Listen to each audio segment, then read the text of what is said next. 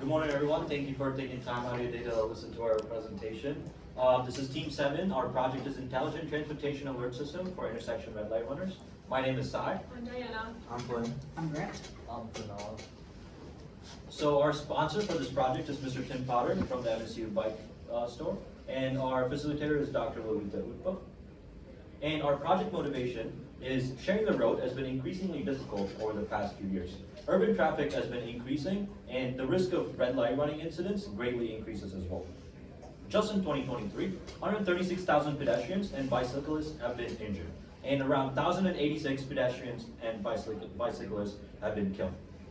In Michigan, the traffic laws prohibit law enforcement from using camera-based systems to detect and enforce laws on these illegal behaviors. And especially at places like MSU, students are wearing AirPods on their phones and not following laws while crossing intersections or regular roads. So this makes the development of a detection system that is capable of alerting and warning these pedestrians very important. A couple of our use case scenarios for this product is people that are speeding up to avoid yellows and run red lights. And then our next use case scenario is people at a red light trying to turn right and they don't see pedestrians on their blind side trying to cross the road. And our third use case scenario is just for pedestrians that are not paying attention and possibly can get hit.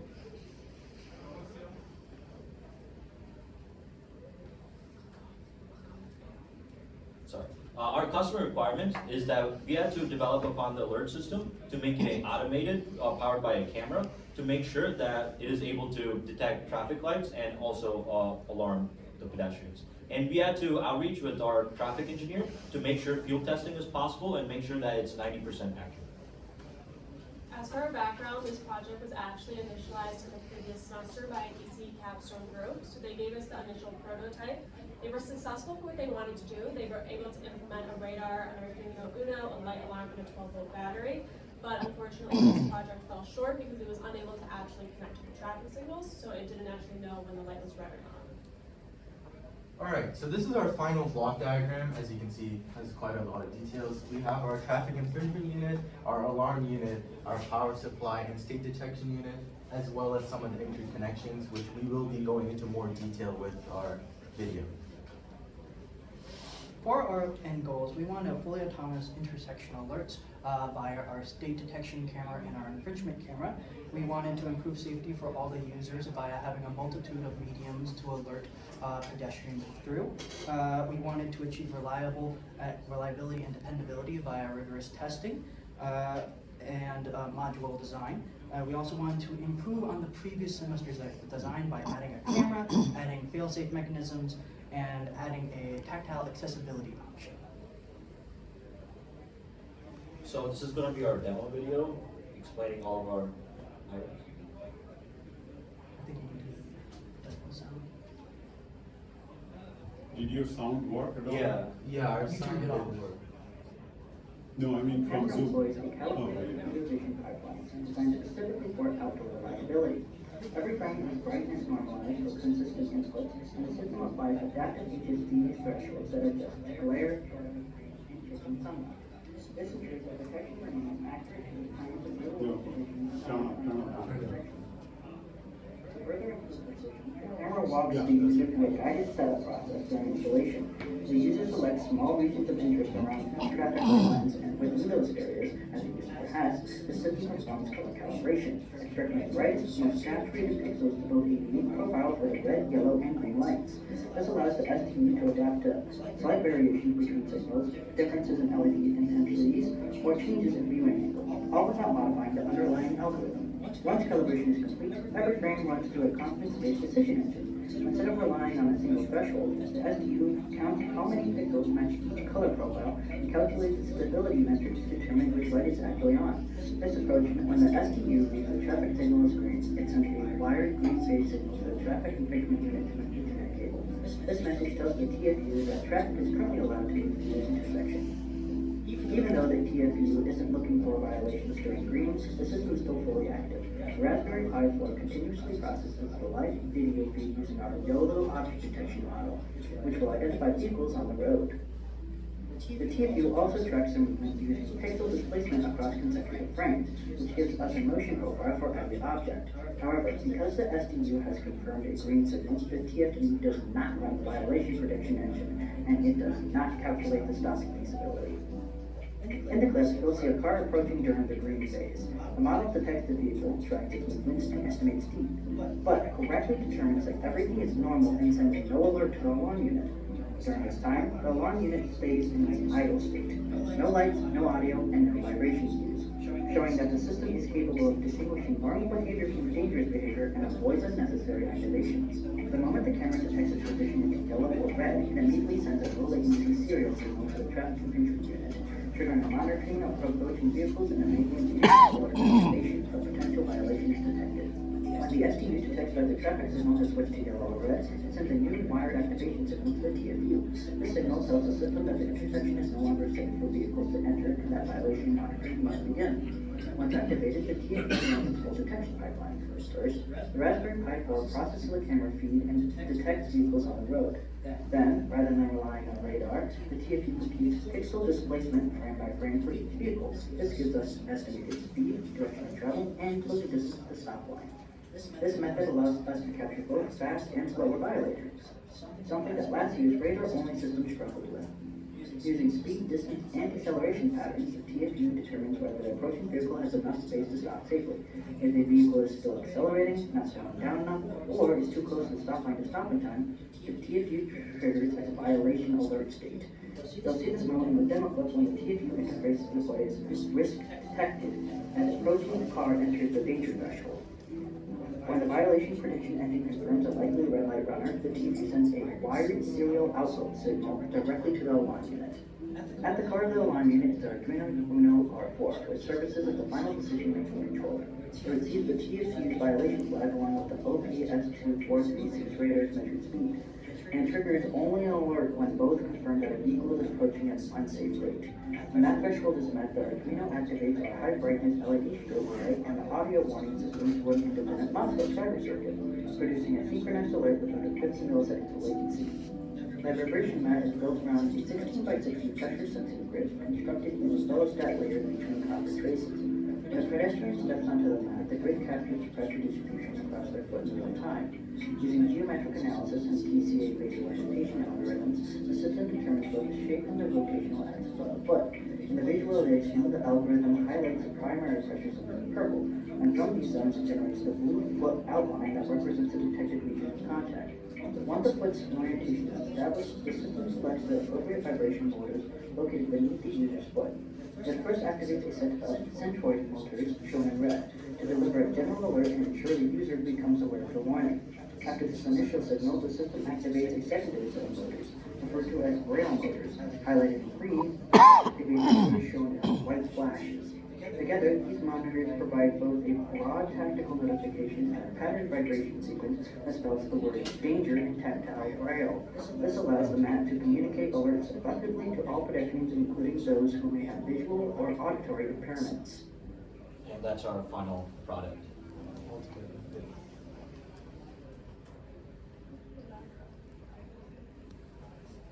For our deliverables, we have the fully integrated ITAS system with the subunits of the SDU, which can do state detection of the traffic lights using adaptive HSV values for maximum adaptability. We have the TFU, which can detect the car, and as it gets too close to the stop line, it can detect if that is going to be a potential danger to pedestrians. We have the alarm unit, which is the sound and light, which alerts the pedestrians regarding to incoming traffic. And we have the vibration mat, which was an add-on that we added to alert people of all capabilities. Alongside that, we have reliable wired communication. We have a functional field testing prototype, CAD housing for the ITAS system as a whole, and a detailed documentation on all products. As for our power, this is a schematic of our power distribution unit.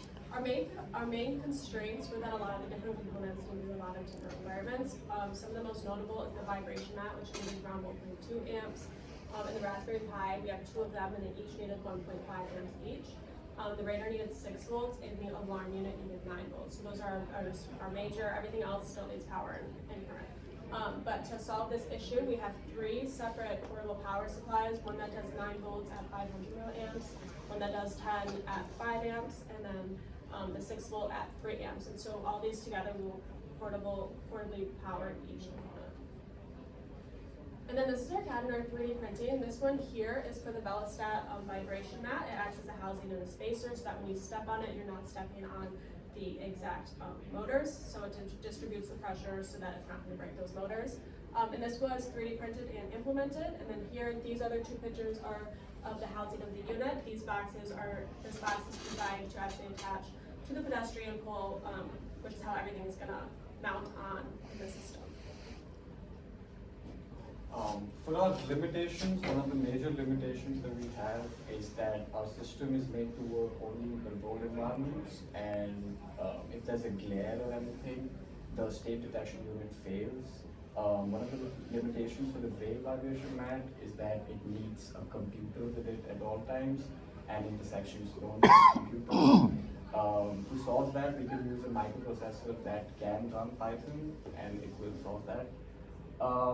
Some future improvements that we can implement in our system that would really make a difference is that if we have wireless communication in our system, we can place our systems in wherever positions that we need it to be.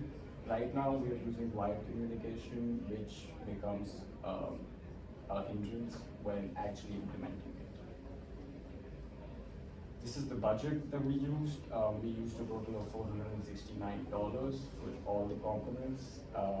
We had 2 Raspberry Pis, we had 2 cameras, and a lot of other stuff that you can see. This is the Gantt chart. We could complete some of our tasks in time, some of our tasks we couldn't, but this was on plan Gantt chart. And We're able to complete most of them. yeah. Just the CAD housing that we didn't have time to print everything together. And then, so these are team roles. My name is Sai, and for my technical role, I worked on the software, and then I was cross-functional member between all components of the project. And then I also worked on the wired communication between all the components, worked on the CAD housing as well as the power distribution system. And for my non-technical role, I was a document manager and the lead editor for the documents and presentations. And then I'm Diana. I was on the hardware team. I focused mainly on the CAD designs. I was the lead for the alarm unit, and I had a big role in power. And then my non-technical role was the team and communications manager. Well, I'm Flynn, and I was on the hardware side, so I was the presentation mat lead, and on my non-technical side, I was the presentation lead. Hi, I'm Grant. For my technical role, I was the lead for the state detection unit and making sure it all works and able to detect different states. And for my non-technical role, I was the project / technical manager. My name is Pranav Tiwari, and I worked on the traffic infringement camera. And for my non-technical role, I was the lab coordinator. And these are our references, if you'd like to take a look at them. And then, thank you. Any questions? Yeah, so let me start off with a couple of questions with copy. So, let me first make a comment, which is, what you guys have shown is limitation, right?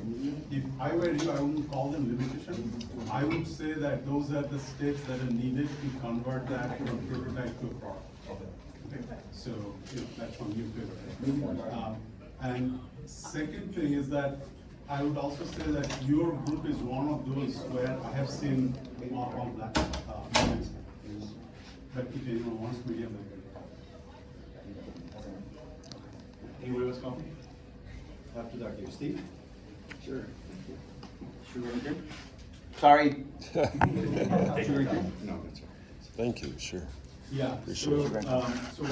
so I'm glad that you guys Thanks. have kind of gone through some Appreciate it. hiccups and, you went over the hill and then finally everything came together, and also the way I started talking from the very first class that how a team should work and the coordination and all this, right?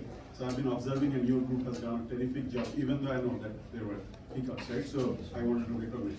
Second thing is that about the video, right?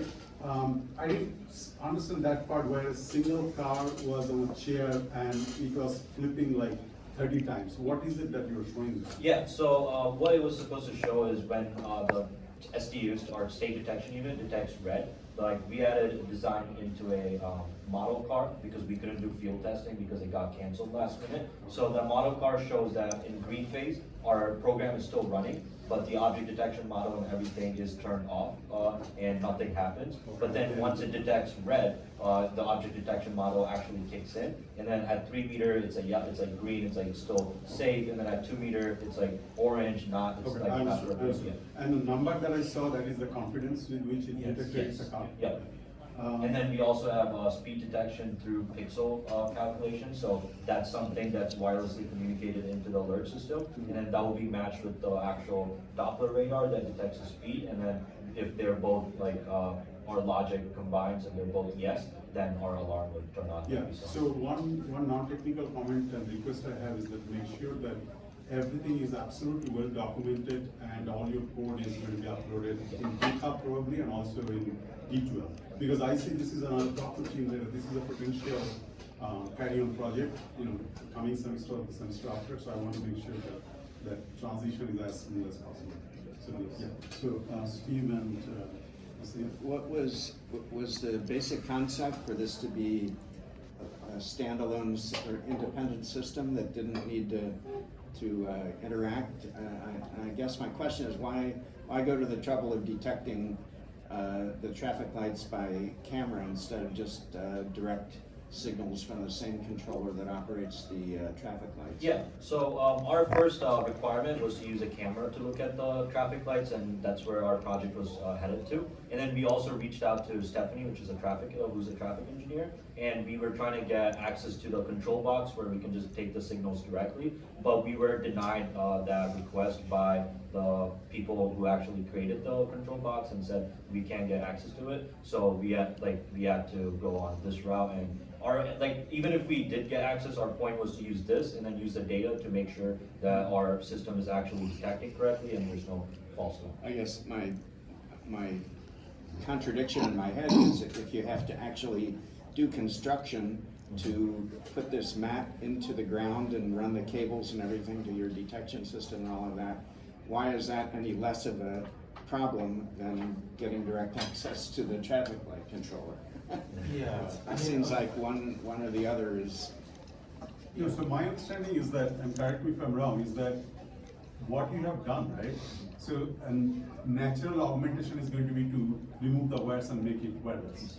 So if that is done, then the advantage of this in my mind is that this opens up a third-party product development opportunity where you don't have to necessarily work with the township to get access to their signals. Yes. Right, that's what I understood, but. Yeah. Correct No, me. I understand there's a desirability to make it independent, Yeah. so you don't have to go to every municipality and say, let us get into your control box, Because but. the way we have our system right now, it can literally be just like take wires like Right. fixed up a little bit. You can take it to your local road right next to your house. You can set it up and it should work completely fine with our wired communication. And like the reason Bluetooth wouldn't really work is so many electronics and there's like clashes and cars going around, radios, so things like that, it solves that issue. No, that all can be solved. Okay, like, we didn't have time. You but didn't yeah, have sorry. time, that's it, let's say what it is. I have a follow-up comment on that. When I was driving in China, when I have my GPS unit open, they actually synchronize with the traffic lights. And there's like 60 minutes counting down, turning yellow, red, green. My GPS unit have that information. So I don't know if it's possible in the US. I understand security reasons that Yeah, I probably think people won't access. that's a good idea to bring to our attention, but I think that our system is more focused on alerting the pedestrians, because a lot of the time people in the car, they know that they're gonna run a red light and they do it anyways, and so our system is more focused on alerting the pedestrians. And China is also like a centralized problem with state. Yeah, let's stay out of that. So- Yeah, I'm real excited to see how far you brought the project in this semester, especially the collaboration with the traffic engineer. That's, I think, a huge improvement or progress. So I'm real excited for hopefully a third semester. And Yeah, I'm very positive that, Imi is there, he's instructing next semester. I think this Fantastic. could be excellent. I'd like to just something that I sent to the team, but it didn't make it into the presentation because it was all finalized, is the actual numbers of the bicyclist and pedestrian fatalities is much higher than the number that they showed. So what were the numbers? I forget, like 7,000 when you add pedestrians. It might have been, I can't remember specifically. Yeah, that number from 2023, I think, was just bicyclists. So if you add the pedestrians, it's more in the neighborhood of 7,000 from 2023, and it's continuing to go up. While motor vehicle related crashes are up, the fatalities and injuries are going down for the motor vehicle occupants, but the pedestrian and bicyclist numbers continue to climb. So that's, for me as a bicycle advocate, that's what I'm mostly concerned with, is how do we reverse that trend and try to save some of those lives. So just wanted to clarify We that. are kind of. Thanks again. Tail end, as if you had any- Yeah, I just have a comment, which is, having seen the predecessor to this project for the last couple of semesters, kudos to you. I think you've done a very good job to progress this further. I would just second what Dr. Biswas said, which is to make the next easier for the next team, just document it as much as you possibly can, so that they can start from where you left off with not a whole lot of trouble. But good job. Thank you so Yeah. much. Thanks. And this last comment is very important what he said. And if you don't trust a professor saying that, right? Trust when it comes from a serial entrepreneur, okay? It has some benefit. All right, thank you. Great job. Great job.